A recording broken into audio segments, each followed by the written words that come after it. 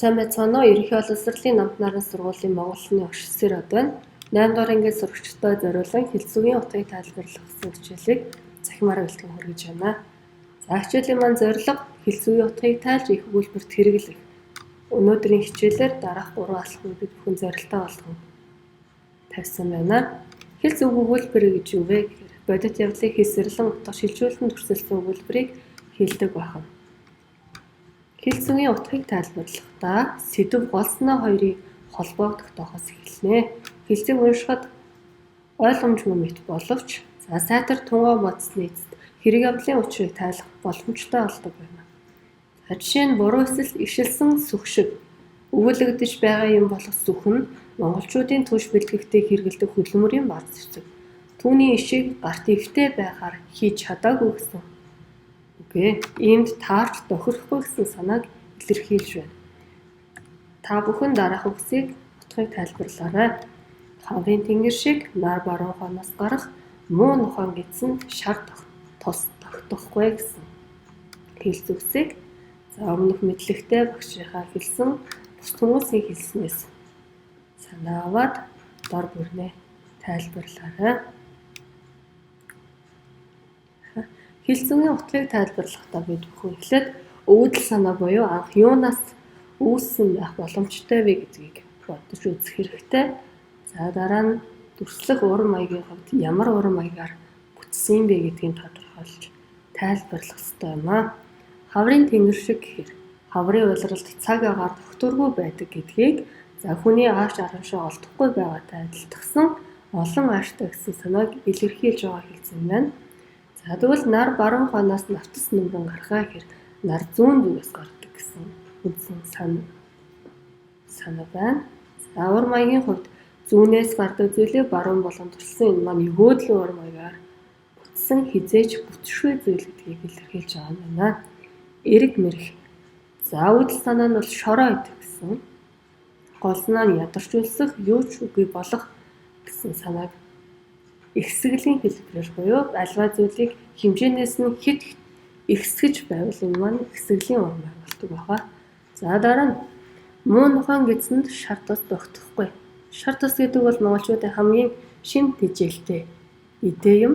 Үнжиггүй хоол иддэг амьтанд чанартай хоол зөгтөггүй гэсэн үүдэл санаанаас хайр давхгүй гэсэн гол санааг илэрхийлж байгаа бөгөөд хүнийг нохоогоор төлөөллийн уран маяг энд маань явж байна гэсэн.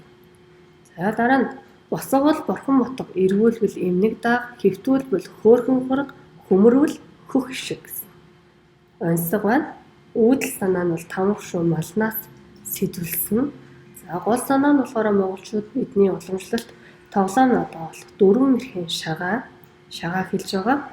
Төрслөх уран маягийн хувьд бодит юмыг хийсвэр болгон төрсөлсөн ёгтлол гэсэн уран маягтай байна.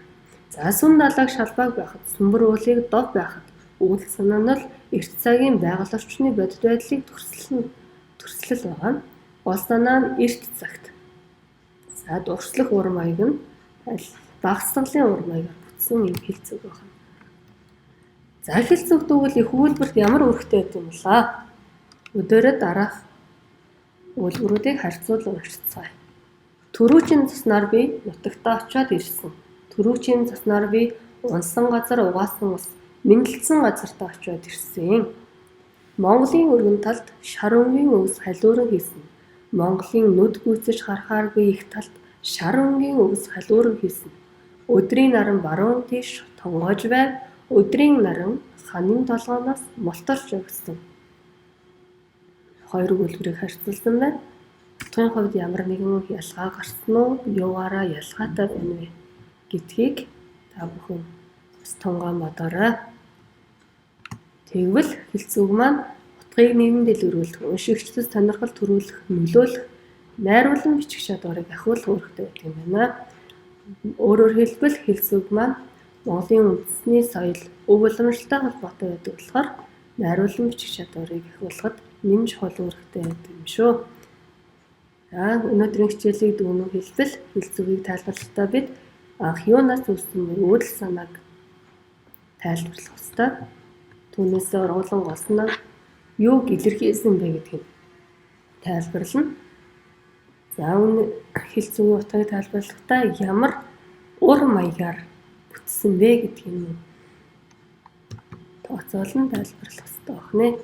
Дараах хэлцүүгсийг бие даан тайлбарлахаараа усын нуул, ёсын дагах, намрын тэнгэр ногттой морь, хаврын тэнгэр хазаартай морь, тимээ гэхээр ямаа гих, гунийн ивэр хугарам, ганцхан нийл гэсэн хэлцүүдийг тайлбарлана. За хэлцүүгээ тайлбарлахдаа үүдэл санаа, олсноо туршлах ур маяг гэсэн зүйлүүдээр харгалзаж үзэхээр мартаж болохгүй. Мөн хэлцүүг маань Монголын уламжлалт ахуй байдалтай холбоотой байдаг учраас ахмад настай аав ээж эмээгүүдийг бас хамтран үздэгээрэй. Анхаарал тавьсан явдалд баярлалаа.